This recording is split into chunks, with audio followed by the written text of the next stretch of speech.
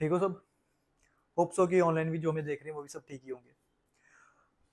हाँ, प्रारंभ बैच तो ये शुरू हो चुका है।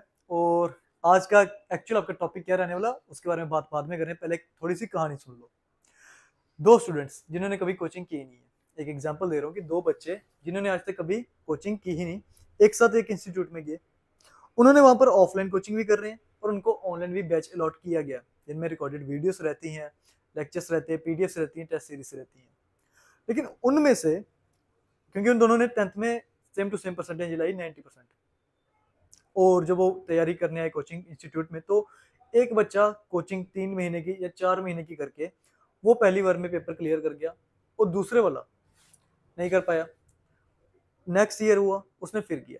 लेकिन वो जो 1 साल का गैप आया, उसने क्या क्या चीजें फेस की होंगी, उसने क्या क्या ऐसा कुछ फेस किया जिसकी वजह से उसका पहली बार पेपर क्लियर भी नहीं होगा। अपनी जमसिस मत लगाना कि ये चीज हुई होगी वो ही होगी, वो अलग बात है। क्योंकि दोनों की दोनों अगर बात की जाए, एक ही इंस्टीट्यूट में गए, एक ही सेम टीचर्स से पढ़े, सेम मटेरियल पढ़ा, लेकिन फिर भी पहला वाला ज्यादा क्लियर कर पहले क्लियर करके दूसरे वाले ने टाइम लगाया। क्यों? तो रीजन उसका सेम एक ही चीज है। वो क्या? कि पहले वाले ने मेहनत क्या की होगी ज्यादा और दूसरे वाले ने कम। क्योंकि जब आप कोचिंग इंस्टीट्यूट में जाओगे तो वहां पर कंपटीशन बढ़ता है। अपनी क्लास तक जब स्कूल में रहती हो तो आपको पता है कि वो कौन बच्चा कैसा है, या उसका लेवल कितना ही हाई है कितना लो है, तो कंपटीशन वहां तक है। लेकिन जब आप कॉम्पिटेटिव एग्जाम्स की तरफ जाओगे तो लेवल आपका अपग्रेड हो ही जाता है। हमें नहीं पता जो कोचिंग इंस्टीट्यूट में हमारे साथ स्टूडेंट बैठा है वो किस कैलिबर का है। फर्क बस ये है कि जो जिसने क्लियर कर लिया एग्जाम, उसने मेहनत ज्यादा की। मतलब वो जहाँ से जो पढ़ के जा रहा है उसने घर पे जाकर भी उसको वापस रिवाइज किया, और जो टेस्ट सीरीज उनकी परफॉर्म होती थी तो वो उनके भी एनालिसिस करता था कि मैं कहाँ से गलत हो रहा था, कहाँ से सही हुआ हूँ। लेकिन जो दूसरा है वो बस यहाँ पे पढ़ के गया, उसने बस ये सोचा कि हाँ पढ़ लिया, मुझे आ चुका है, फिर से घर जाके कॉपी खोली भी नहीं, ना प्रैक्टिस हुई, ना रिवीजन हुई, ना अपने टेस्ट की एनालिसिस कर रहा है। पास कैसे होगा वो? तो ये छोटी छोटी मिस्टेक्स होती हैं। तो तभी हमने आपकी एक नई प्लेलिस्ट शुरू की जिसमें हम आपके क्या करेंगे, जितने भी प्रीवियस ईयर क्वेश्चंस है तो उनको ही डिस्कस करेंगे। जैसे ऋतिक सर हैं तो ऋतिक सर अपने इंग्लिश के बारे में डिस्कस कर लेंगे, मैं हूँ तो मैं रीजनिंग पढ़ाऊंगा, तो मैं हाँ रीजनिंग के क्वेश्चन जितने आपके प्रीवियस ईयर में जितने भी आए हैं वो डिस्कस करेंगे। बेनिफिट क्या मिलेगा इसका? तो इसका सिंपल बेनिफिट आपका यही है कि आपको एक पहचान हो जाएगी क्वेश्चन किस टॉपिक से आ रहा है, कितने क्वेश्चन आ रहे हैं, किस पैटर्न के आ रहे हैं, किस लेवल के आ रहे हैं। ठीक है, तो टाइम वेस्ट नहीं करते हुए शुरू करते हैं। पहला क्वेश्चन पढ़ो जरा, पहले क्वेश्चन में वो क्या कह रहा है। तो पहले क्वेश्चन में बात कर रहा है, select the word pair in which the two words are related in the same way as are the two words in the following word pair. ठीक है, तो बटरफ्लाइज और लेपिडोप्टेरिस्ट दिया, काफी डिफिकल्ट नाम होते हैं। तो जिनको तो थोड़ा बहुत आइडिया वो पहचान गया कि किस चीज का क्वेश्चन है, ये एनालॉगी का क्वेश्चन है। नाम बता रहा हूँ, ये एनालॉगी का क्वेश्चन है। क्यों? पहचान आपकी ये रेशियो प्रोपोर्शन के जो साइन देखे जाते हैं बीच में, ठीक है, और उनमें रिलेशन बताना है। तो एक क्लासिफिकेशन ऑफ एनालॉगी भी लेके चल रहा है। तो पहली बात तो ये मुझे पता होना चाहिए कि लिपिडोपैटेरिस्ट एक्चुअल में बटरफ्लाई से कैसे लिंक में है। तो मैं बता दूं कि ये क्या होता है, वो पर्सन जो बटरफ्लाइज को क्या करता है, कोलेक्ट करता है, उसको बोलते हैं लेपोडियोप्टेरिस्ट। टफ नाम है ठीक है। तो जिसकी जनरल नॉलेज देख लो, हर एक चीज एक दूसरे से लिंक में है, जिसको कॉमनली जो जनरल अवेयरनेस वाली चीजें हैं, क्योंकि कभी ना कभी तो दिमाग में आया ही होगा कि किसको क्या बोलते हैं। तो हाँ, बटरफ्लाइज की भी कलेक्शन होती है और जो बटरफ्लाई को कलेक्ट करता है उसको हम ये चीज बोलते हैं। तो अब आपको ये बताना है कि इनमें से कौन सा ऐसा होगा जो इसी तरह से लिंक में है, मतलब जो मुझे ये पर्सन दिया कि वो क्या इन चीजों को कलेक्ट करता है या नहीं करता है।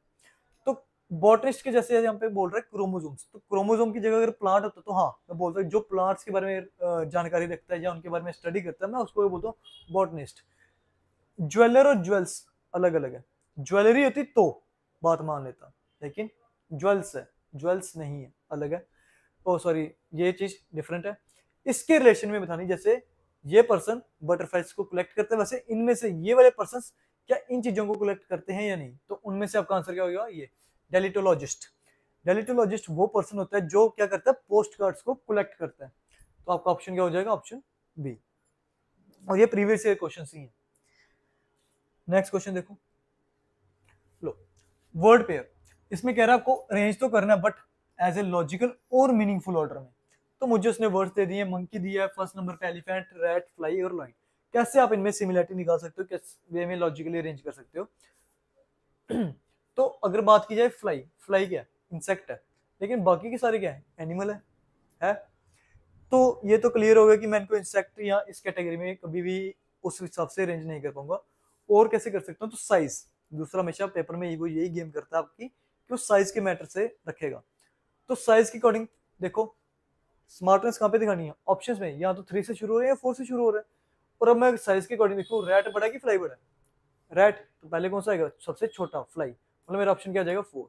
तो 3 वाले आपने यहीं पे एलिमिनेट कर दे, और डिफरेंस भी उसके सेकंड लेटर पे आ रहा है, यहाँ पर 3 है, यहाँ पे क्या 1। तो ये कुछ ट्रिक्स हैं जिन्होंने कोर्स बाय किया, तो ये उन्हीं को पता लगेंगी। तो मैं डायरेक्ट इसका आंसर दे रहा हूँ 4 3 1 5 2। किस तरह से मुझे पता है कि 4 के बाद बड़ा कौन सा है, रैट, और उसका नंबर क्या दिया हुआ है 3, तो 4 के बाद 3, ऐसा और कोई ऑप्शन नहीं जिसमें 4 के बाद क्या दिया हुआ 3।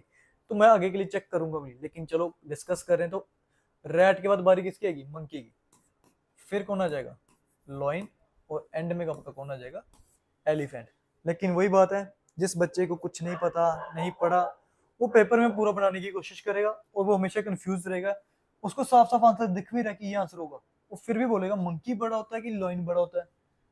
इस चीजों में नहीं उलझना है, जितना पढ़ा है स्मार्टनेस यूज करनी है, हार्डवर्क से ज्यादा स्मार्टनेस को भी साथ में रखना है, उसी के थ्रू क्वेश्चंस में स्पीड बनेगी, ऐसे नहीं बनेगी। इसका आंसर क्या आएगा 4 3 1 5 2। और नेक्स्ट क्वेश्चन में, तो ये आपका क्या है, word analogy, not coding decoding, ठीक है। ये कोडिंग डिकोडिंग नहीं है, ये वर्ड एनालॉजी है, ये पहचान है। देखने में कोडिंग डिकोडिंग, कोडिंग डिकोडिंग के प्रिंसिपल्स को यूज करता है, बट एक्चुअल में क्या है, वर्ड एनालॉजी। रेशियो प्रोपोर्शंस के साइन दिख रहे हैं तो एनालॉजी ही होती है।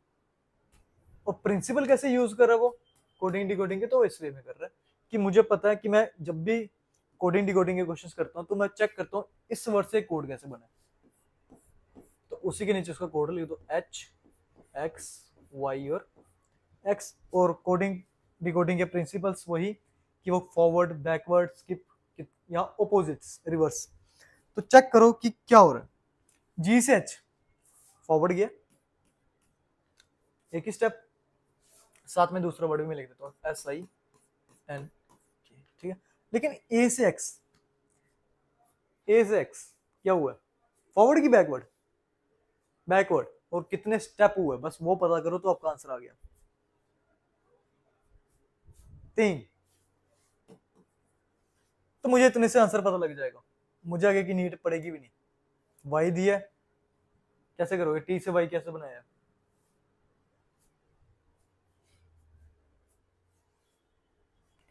तो क्या कर रहा है वो +5, और E से X क्या कर रहा है, उल्टा जा रहा है।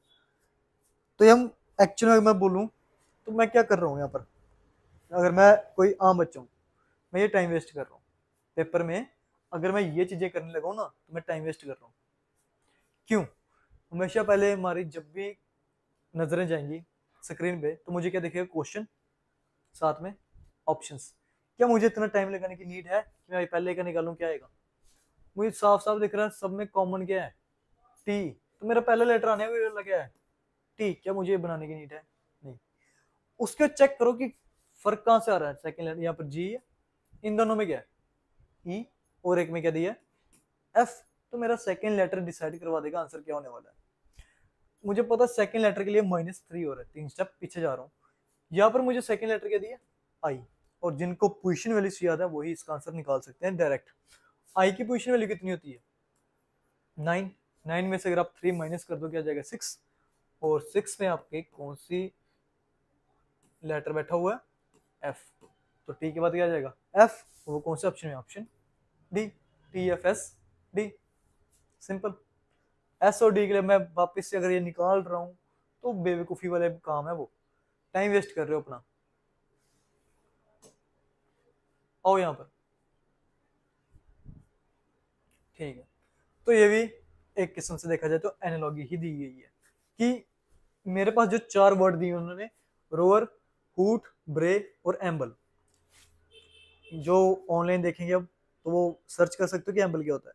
लेकिन ये किस वे में इनमें से कह रहा है, वो 3 एक लाइक है, मतलब एक ही तरह के हैं और एक डिफरेंट है। बात करूं तीनों की तीनों वॉइसेस ही हैं, तीनों की तीनों क्या वॉइसेस, रोअर, हूट, ब्रे या एम्बल। लेकिन फर्क कहाँ पर आएगा, उनकी वॉल्यूम पे, कि वो हाई है कि लो है।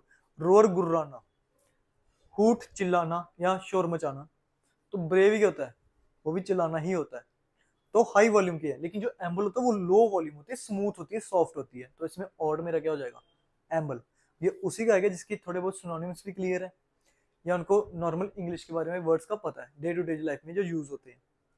रोर, आप रोर सुन, मैं पूरा श्योर हूँ जब आपने रोर पढ़ा आपके दिमाग में पहले क्या आया होगा, लोइंग आया होगा, क्योंकि पढ़े ये कॉमनली यूज वर्ड्स हैं, लेकिन एम्बल कहीं पे सुना नहीं, और मुझे लगता है उन्होंने ब्रेव नहीं सुना होगा। तो आपको ये चीजें जो वर्ड्स मैं यहाँ पर बोल रहा हूँ आपको ये नोट कर लो साथ साथ कि हाँ इनका एक्चुअल मतलब क्या होता है, क्योंकि इन केस क्वेश्चन रिपीट हुए होते हैं एसएससी में, तो उनमें हो सकता है वो ये रखे कि सभी लो वॉइस वाले रख दे, एक हाई वॉल्यूम वाला रख दे, उसमें से पता होगा अगर कि लो वॉल्यूम वाला कौन सा, तभी आंसर दे पाओगे। ऐसे कैसे दोगे कि हाँ एम्बल लो वॉइस है कि हाई वॉइस, तब तो इसका आंसर क्या आएगा, एम्बल। अब ये आपका क्वेश्चन कोडिंग डिकोडिंग है, क्योंकि उसने वर्ड्स का यूज किया इन ए कोड लैंग्वेज, तो वो कोडिंग डिकोडिंग के ही पैटर्न है। कह रहा ब्लेंड एक वर्ड दिया, मैं ये चाहता हूँ कि जो मेरे स्टूडेंट्स यहाँ पर बैठे हैं वो मेरे सॉल्व करने से पहले आंसर दें, और जो ऑनलाइन देख रहे हैं वो भी मेरे बोलने के बाद जब मैं पूछूंगी आंसर क्या है, तो आपका आंसर पहले का रेडी होना चाहिए। आप ये बोलो कि नेक्स्ट क्वेश्चन, और पूछा है विनर का।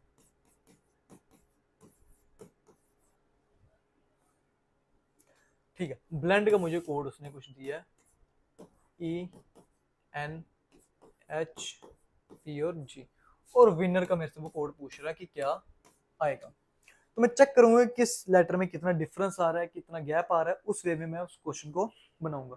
तो बी से ही, बी की पोजीशन वैल्यू कितनी है 2, और ई की कितनी है 5, तो कितना गैप आया +3 का। क्लियर दिख रहा है आंसर, यहाँ तो जेड से शुरू होगा, यहाँ वाई से शुरू होगा। तो अगर मैं +3 करूं तो वाई सॉरी डब्ल्यू में अगर आप +3 कर दोगे तो क्या आने वाला है, जेड, जेड ही आएगा। तो ये चीज क्लियर होगी ना, तो ये आंसर होगा 3 बच गए मेरे पास। आंसर्स कितने हो गए 3। वाई वाला तो कभी होगा ही नहीं कि स्टार्टिंग का लेटर कभी वाई बनेगा नहीं, होगा क्या हमेशा जेड। लेकिन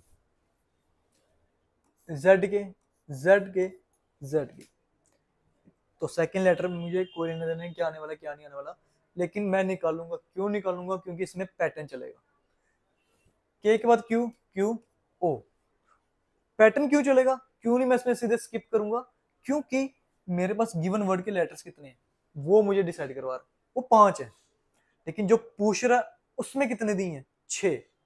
तो अब इसमें मुझे पैटर्न निकालना ही पड़ेगा कि एक्चुअल पैटर्न क्या लग रहा है, क्योंकि अगर ये 5 ही होते, ये 5 ही होते तो मैं सिर्फ 2 या तीसरे का चेक करता, सीधे बता देता आंसर क्या आने वाला है, क्योंकि चेंजेस तीसरे लेटर से ही आ रहे हैं। चेक कर लो, जेड के तीनों में कॉमन है, चेंज कहां से आ रहा है थर्ड लेटर पे, लेकिन ये 6 तक गया है, तो मुझे एक्चुअल पैटर्न निकालना पड़ेगा कि किस वे में वो चल रहा है। तो निकालो जरा एल से लेके एन तक क्या हुआ है, कितने स्टेप्स आगे गया, 2, एम और एन +2। तो मतलब आई के बाद मैं देखूं आई की पोजीशन वैल्यू कितनी होती है, आई की पोजीशन वैल्यू कितनी है 9, और उसमें अगर मैं +2 कर दूं तो क्या आ जाएगा 11, और 11 पे आपका कौन सा है के, वो तो साफ ही है कि आपको दिखने भी क्या वाले हैं, के ही दिखेगा। लेकिन ई से एच, ई से एच कैसे आया, +3 FG H, तो लो अब ये कंफर्म हो रहे आंसर, लो +3। एन के बाद अगर मैं +3 करूं क्यू, और उसने क्वेश्चन देख लो कैसे सेट किया, क्यू लास्ट का कोड भी नहीं, पहले के 2 ही हैं, उनमें से कोई एक है, और उनमें से मुझे लास्ट वाला बताएगा आंसर। क्या मैं अपनी मर्जी से लास्ट तक ले जाऊं, नहीं, मुझे बस ये वाला चेक करना है क्या ये +2 करेगा कि नहीं करेगा। अगर ये +2 कर गया तो मैं इसके लिए लॉजिक चला दूंगा +3 +2 +3 +2, वरना नहीं।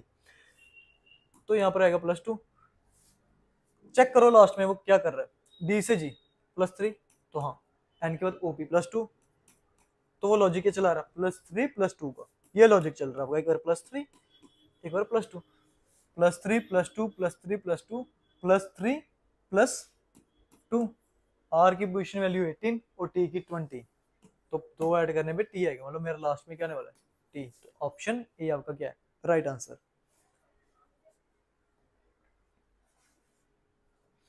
ठीक है, फिर से कोडिंग डिकोडिंग है, लेकिन कौन सी टाइप है, नंबर कोडिंग, क्योंकि यहाँ पर मुझे उसने उनके आगे कोड में क्या दिया, एक नंबर दिया हुआ है। तो वो ये कह रहा है कि अगर वी एक लेटर दिया सिंगल जिसका कोड दिया उसने 44, और फिर आगे एक वर्ड दे रहा फैट जिसका कोड दे रहा मुझे वो 54, तो कह रहा है निकाल के दिखाओ लेट के लिए कोड मेरा क्या आएगा।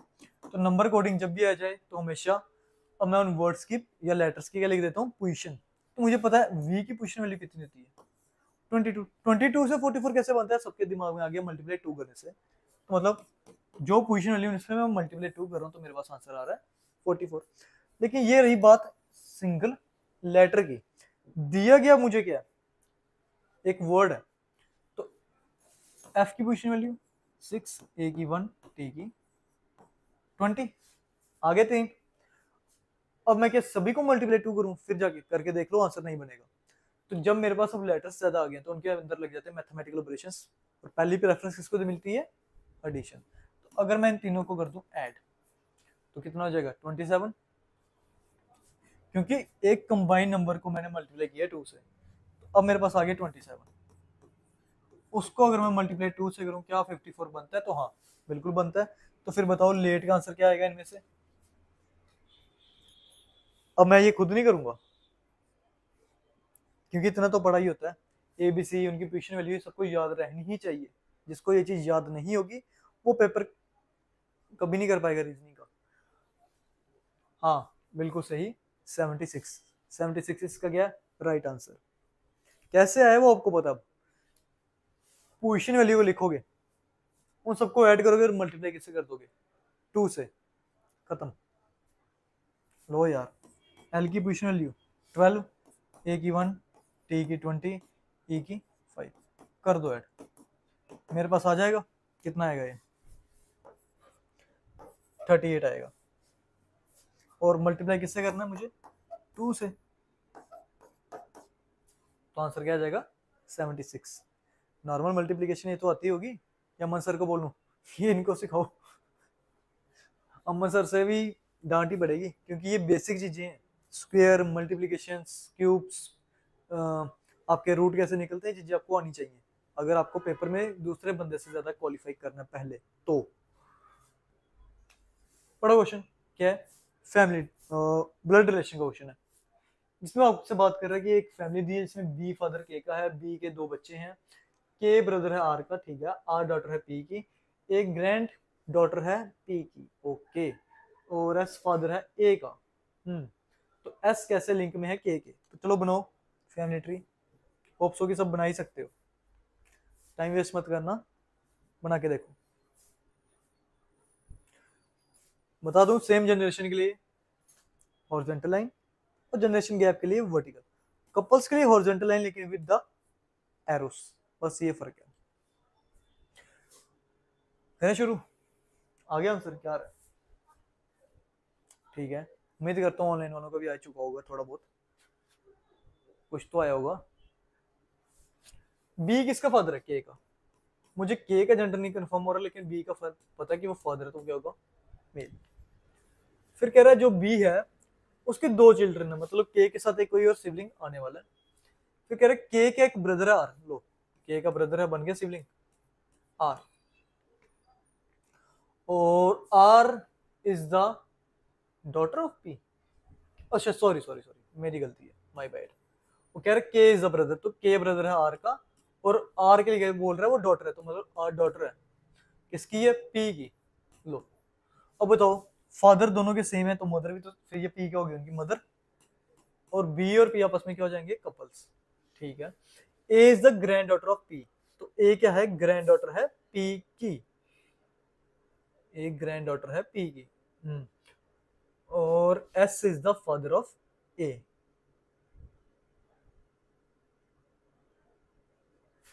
ए बन गई, लो ए बन गई ग्रैंड डॉटर किसकी, पी की, और कह रहे जो एस है वो फादर है किसका, ए का, तो वो तभी होगा जब आर से वो शादी करेगा, तो यहाँ पर आ जाएगा आपका एस।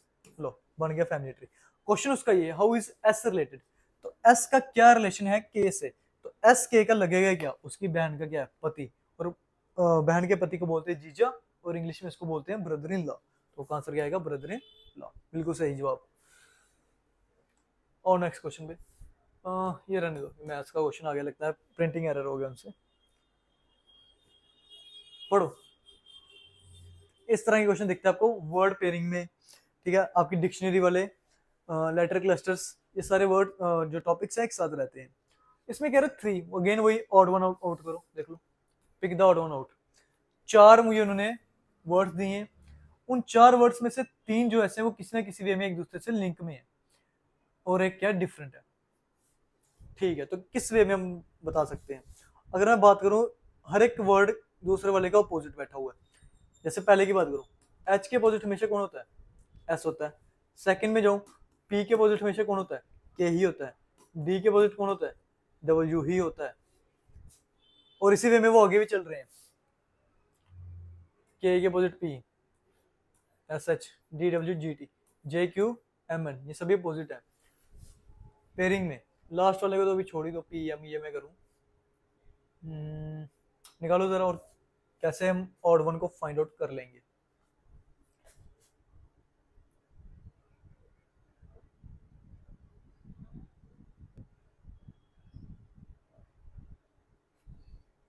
निकला?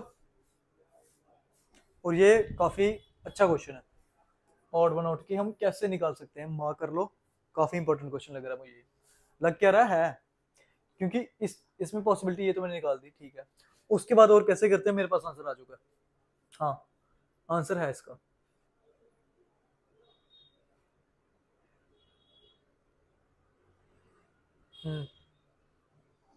तो देखो, जब मैंने ये चीज चेक कर ली हमेशा इन क्वेश्चंस में कि आपस में तो इनको कोई कुछ एरर हुई लग नहीं रहा, वैसे के वैसे ही बैठे हैं, तो मैं पहले और लास्ट को ही कंपेयर करता हूँ। ये हर बार करते हैं हम। पहले और लास्ट को अगर मैं देखूं, यहीं से शुरू करता हूँ, इनमें मेरे पास डिफरेंस आ रहा है 6 का। जे की पोजीशन वैल्यू 10 है और पी की कितनी है? 16। 16 या 15 है? 16। 16। गलत मत बोल, नहीं पता चुप रहा है, गलत मत बोल। ऑनलाइन वालों को गलत नहीं गाइड करना है, करना इनको भी नहीं है जो साथ में बैठे हैं, लेकिन अगर डाउट है 16 होती है, ठीक है। तो कितने का गैप आ रहा है? 6 का। इसमें भी गैप चेक कर लो, डी की पोजीशन है 4, जे की 10, 6 का गैप। इनमें भी 16, 22, 6 का गैप। लेकिन एच की पोजीशन वैल्यू 8 है, एम की कितनी है? 14 है। क्या 6 का गैप है? तो इसमें गैप कम है। तो इसमें अगर मैं बोलूं आंसर कैसे निकला, गैप कितने का? 6 का। लेकिन ऑप्शन ए में 6 का गैप नहीं आ रहा, तो आपका ऑड वन कौन सा है? Option A. बिल्कुल सही। ठीक है, जीडी लेवल पे ये क्वेश्चंस कम देखने को मिलते हैं, लेकिन हाँ सीएचएसएल में, सीजीएल में दिखते हैं क्वेश्चंस, और काफी इंपॉर्टेंट होते हैं ये क्वेश्चंस। छोटा नंबर उससे बड़ा, सबसे बड़ा। फिर से कह रहा है कि इसी वे में जैसे इन तीनों का आपस में कोई लिंक होगा, उसी वे में इनमें से तीनों चारों में से किसका आपस में सेम लिंक निकलेगा। तो पहले मुझे इस क्वेश्चन में निकालना पड़ेगा कि किस वे में ये लिंक बन रहा है, कि मेरे पास ये नंबर्स बनेंगे।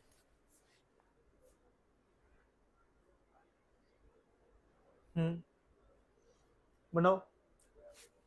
तो मैं ये क्वेश्चंस के लिए आपके लिए होमवर्क दे रहा हूँ। होमवर्क क्या, सारा नहीं, मतलब आपको ये निकालने 4 ऑप्शन है, आप ट्राई कर सकते हो। मैं आपको लॉजिक बता देता हूँ कि एक्चुअल में हुआ गया, मैं इसका लॉजिक बता रहा हूँ। उसने मुझे नंबर दिए 4, 14 और 44। ये तीनों नंबर आपस में लिंक में है। और इसमें तो चलो उसने क्वेश्चन में लिखा नहीं, वरना क्वेश्चन में वो ये चीज बोलता है कि आपको जो लिंक ढूंढना है, इनको बीच में से तोड़ना नहीं है। मतलब मैं ये नहीं बोलूंगा 1+4 इस तरह से इनको तोड़ दूं, ऐसा कभी नहीं होता। तो पहली बात, 4 से 14 कैसे बने? क्या ऐसा नंबर होगा जो मेरे 4 से 14 बना सकता है? पॉसिबिलिटी ट्राई करो। जो पहली पॉसिबिलिटी मैं ये कह सकता हूँ कि 4 × 3 क्या होता है? 12। और 12 में मैं अगर 2 ऐड कर दूं तो क्या हो जाएगा? 14। तो हाँ, ये मैं चला सकता हूँ। अगर मैं 4 में 3 को मल्टीप्लाई कर दूं और क्या कर दूं, +2, तो मेरे पास क्या आ जाएगा? 14।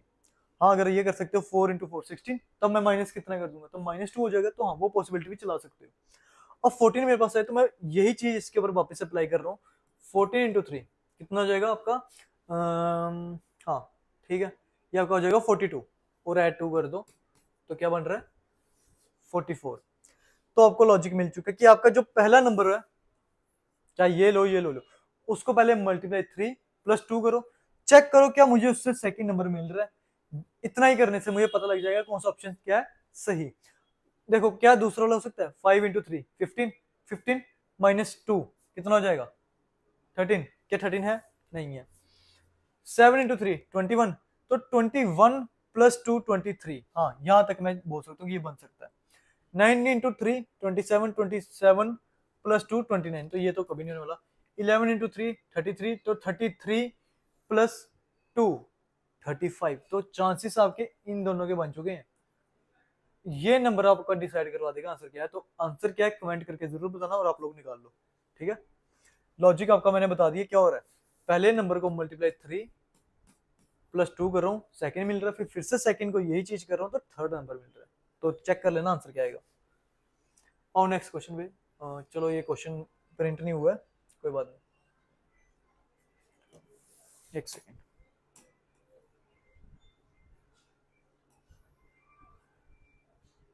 ठीक है, डाइस का क्वेश्चन है। डाइस के क्वेश्चन भी आजकल दिखते हैं पेपर में। पहले पहले जीडी में कम होते थे, फिर जीडी में भी आने लग गए, और जीडी के तक अगर आ रहे हैं तो हाँ इनमें तो रहते ही रहते हैं। क्वेश्चन कह रहा है 4 अलग अलग पोजीशन दी है एक ही डाइस की, जिनमें से कह रहा है find the number on the opposite of the two the one having 3। तो मुझे किसके अपोजिट निकाल के दिखाना है कि 3 के अपोजिट कौन आएगा। तो मैं ऐसे डाइसेस को पिक करूं कि जिससे मेरा आंसर जल्दी से जल्दी आ जाए। ठीक है, अगर मैं पहले डाइस और आगे आंसर डायरेक्ट खत्म। अगर आप पहले दो डाइस को कंपेयर कर दो, इन दोनों को 4 और 5, 4 और 5, केस थर्ड बनता है जिनको पता है। केस थर्ड का मतलब कि जब भी मेरे किसी डाइस में दो नंबर सेम हो, पोजीशन कोई हो, कोई मैटर नहीं करता, कुछ फर्क नहीं पड़ेगा, दो नंबर्स जब भी सेम हो जाए, तब जो नंबर सेम नहीं होता तो वो एक दूसरे के कहते हैं अपोजिट। और इनमें से कौन से सेम नहीं है 3 और 2, तो मैं कह सकता हूँ 3 के अपोजिट कौन आ जाएगा 2। सिंपल, खत्म। Next question. ठीक है, फिर से सेम क्वेश्चन ही है। कह रहा है कि किसी वे में मेरे 4 नंबर दिए हैं, उन 4 नंबर्स में से 3 सेम वे में आपस में लिंक में है, लेकिन एक ऐसा जो अलग है। और जब नंबर आएगा, याद रखना नंबर्स में वैसे ही करूंगा जैसे लेटर्स में किया, मैं पूरा चेक करूंगा कि क्या हो रहा है। और वो पहले और लेटर हमेशा नंबर्स में पहले और लास्ट को एक कंपेयर करना, देखना क्या फर्क पड़ रहा है। 5 और 8 3 का गैप, 8 और 2 सॉरी 8 और 3 5 का गैप है, ठीक है। 9 और 8 1 का, 8 और 7 भी 1 का ही है। निकालो जरा। ठीक है, निकल गया। 5 और 8 बीच वाला नंबर दे रहे हैं। 5 + 8 क्या आ रहा है 13 आ रहा है। 9 और 8 17, 8 और 7 15, लो 8 और 2 10 होता है, लेकिन दिया क्या है 12। ऑप्शन बी, खत्म। ठीक है, ये आपका क्या है मिरर इमेज। तो कह रहा है select the correct mirror image of the given figure.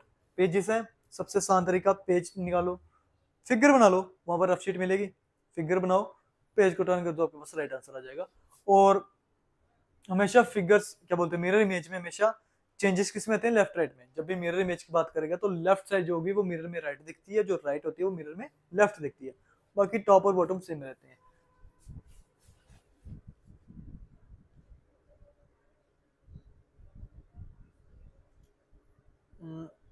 ए और सी को ध्यान से देखो कि उसमें चेंज कहां पर आया है, तो आपका आंसर आ गया ए, क्योंकि ए और सी आपस में पूरी सिमिलर है, चेंज आया उसके पैर पे, बस।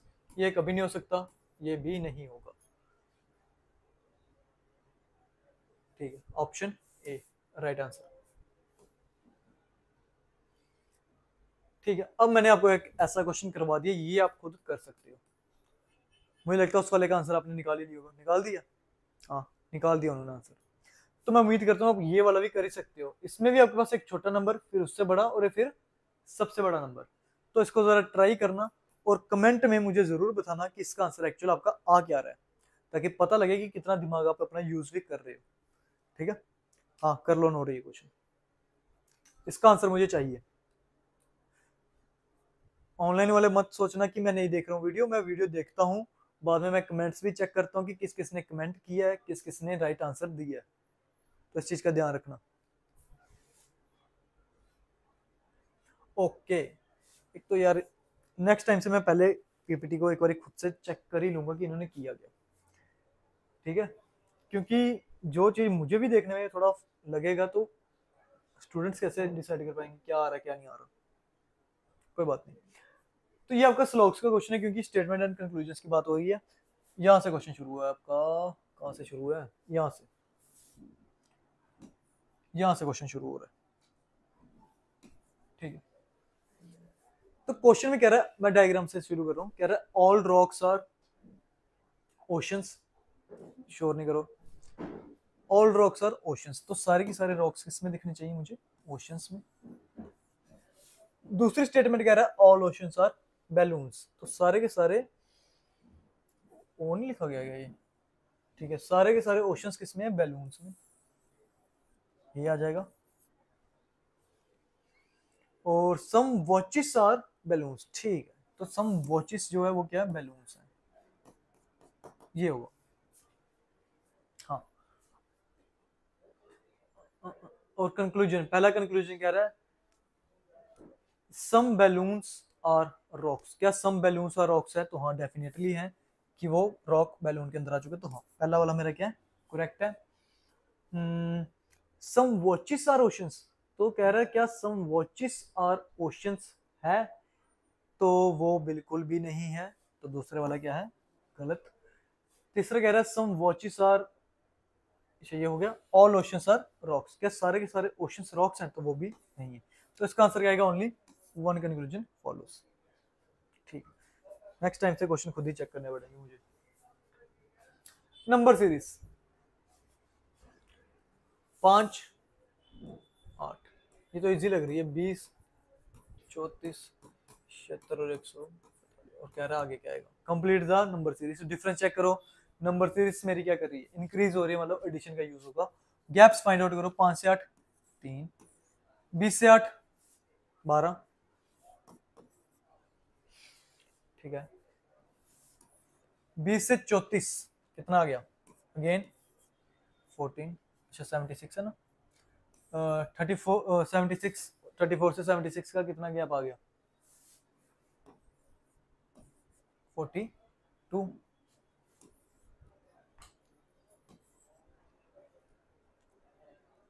कितना आ गया,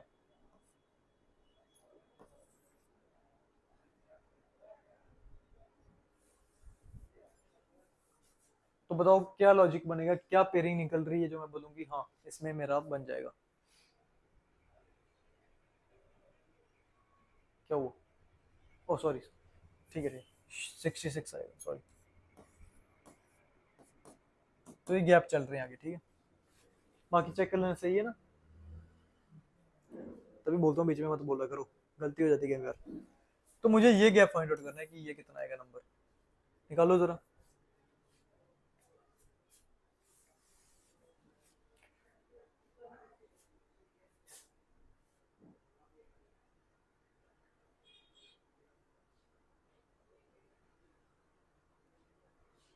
बना कुछ, देखो मल्टीप्लिकेशन यूज होगी कि नहीं होगी वो डिपेंड करता है कि नंबर में से इंक्रीज हुआ, तो हाँ 76 के बाद अगर मुझे यहाँ पर 100 दिखता मुझे फर्क नहीं पड़ता, लेकिन 142 तक गया तो एकदम से उसने थोड़ा सा इंक्रीज उसमें किया है, तो स्लाइड इंक्रीज किया उसने, तो मतलब मल्टीप्लिकेशन का वो यूज करेगा। कैसे करेगा, अगर मैं नॉर्मली बात करूँ 3 से 12 बनते कैसे, 3 इंटू 4 12, लेकिन 12 इंटू 4 14 होता है, नहीं होता, 14 42 66 ये मेरे 2 से लिंक में है, तो मतलब 2 वाला लाना पड़ेगा, कैसे ला सकता हूँ, अगर मैं देखो 3 को मल्टीप्लाई 2 करूँ कितना हो जाएगा 6, 6 कुछ गड़बड़ तो नहीं है, 6 प्लस 2, ठीक है ठीक है ठीक है,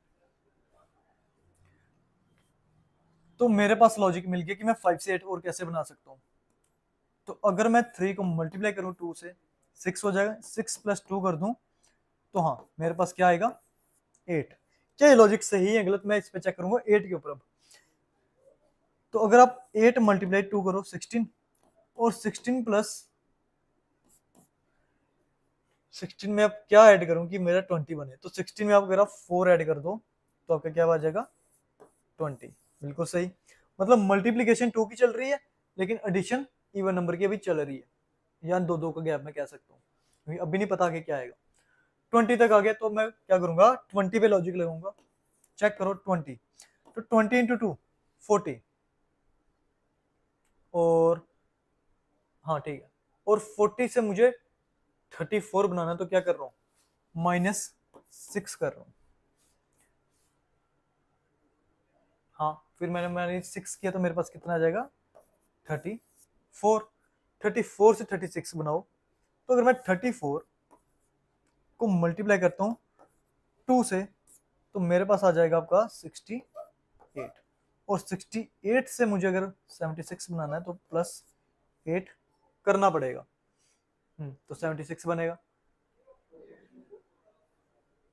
काफी लॉजिक गलत चला गया ये, सही चल रहा है लेकिन लेंथ ही जा रहा है। बनाओ जरा, करो ट्राई। हाँ हाँ करो।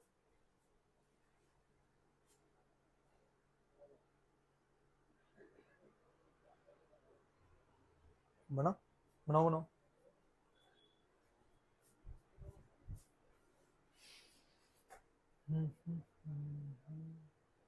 हो गया, ठीक है। ऑनलाइन वालों का भी हो गया तुमसे पहले।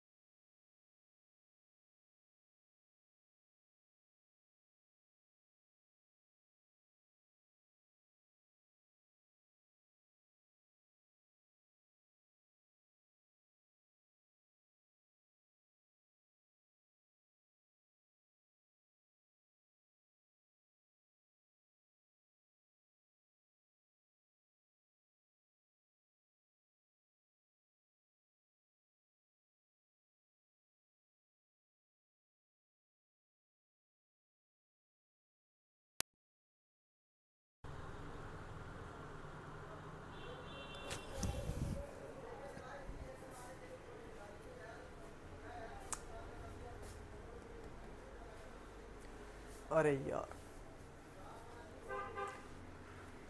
तुम लोगों ने भी नहीं बोला मुझे कि माइक मेरा बंद हुआ बीच में। ऑनलाइन वालों को कोई बात नहीं, जो ऑनलाइन देख रहे हैं मुझे पता है कहाँ से बंद हुआ है, ठीक है।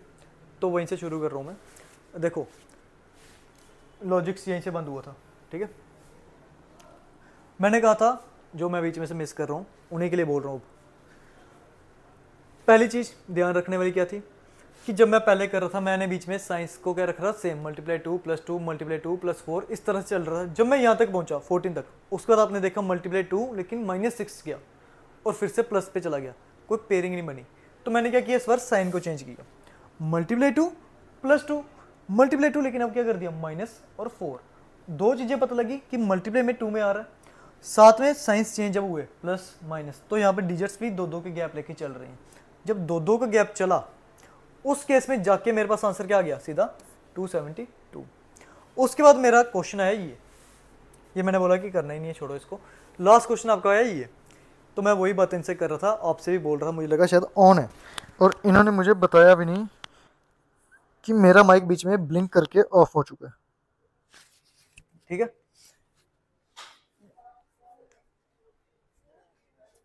तो ये क्वेश्चन था जो मैं आपको ही कह रहा था कि आपको ये वाला क्वेश्चन खुद से करना है कि या मैं कराऊं। तो आधे बच्चे कहते हैं हमने खुद करना है, आधे कहते हैं कि आप कराओ,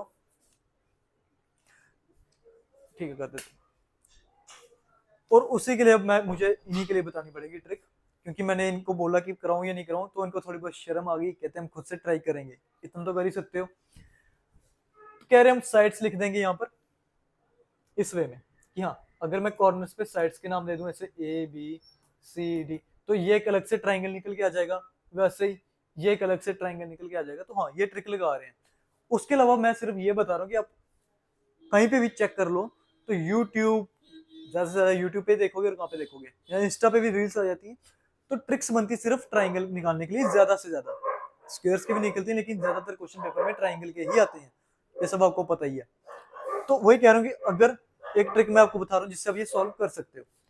कभी भी मेरे पास कोई भी ट्राइंगल हो, उसमें अगर एक लाइन है, तो मुझे कितने ट्राइंगल्स है मैं सीधा बता सकता हूँ, 3, 1 2 और एक बड़ा वाला 3। लेकिन अगर मैं ये लाइन कर दूं, अब कितने हैं, चलो छोड़ो, ये कर दूं तो अब कितने हैं। जितनी ज्यादा लाइन्स आती जाएंगी उतनी ज्यादा ट्राइंगल्स की पॉसिबिलिटी भी बनती जाएंगी।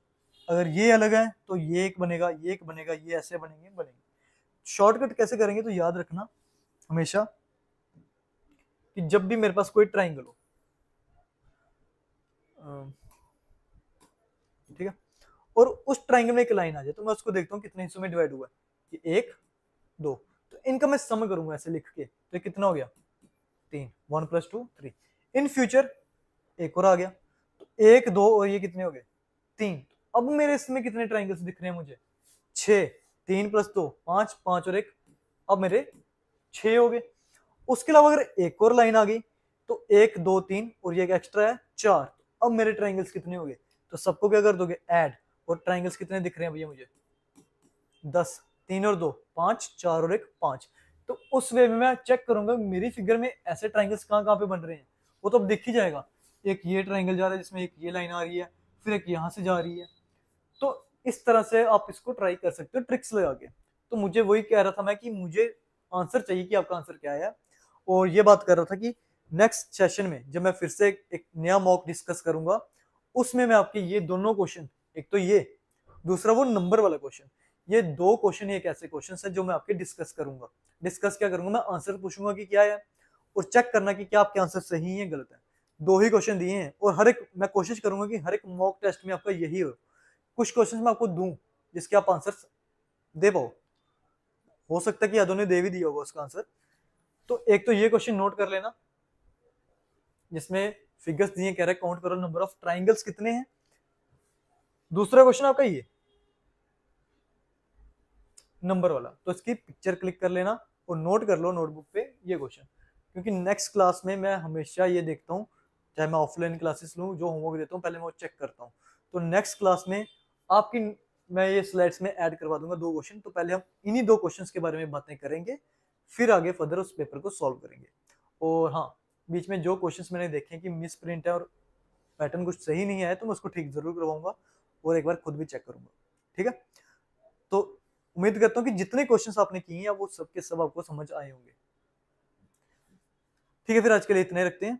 Thank you.